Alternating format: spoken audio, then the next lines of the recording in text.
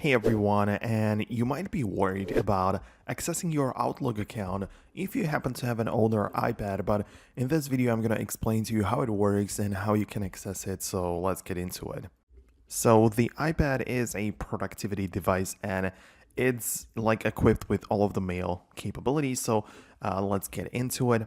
First of all, if you are for whatever reason unable to download the official Outlook app from the App Store, by the way, at first go ahead and check it out. But if you just cannot do it, you can still use the built-in mail app from Apple, which is like the blue icon. And this one should be available on basically all iPad versions of the software. Like it's been there since the iPad is quite literally an iPad.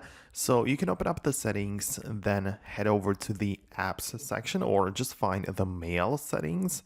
And in there, tap on accounts and click on add a new account.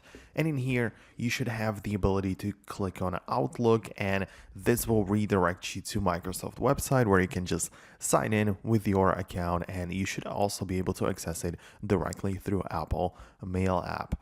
However, this also still might not work properly for you, and in this situation, you can just use Safari for that. So you literally just open up a new tab and type into Google like Outlook online sign in.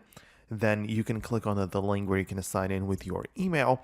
Also, it's going to ask you to like download the app, but you can still just skip through it and sign in on the web, and it should work with your device no matter which version of the iPad you have. So these are the options. Besides that, you can also use a third-party mail client like Spark Mail or AirMail, depending on which one you like, but those also have the capabilities to just like sign you in with like different accounts, including Outlook, right? So that's gonna be about it from me. I hope you found this video helpful. If you did, hit the thumbs up, subscribe below, and I'll see you in the next video.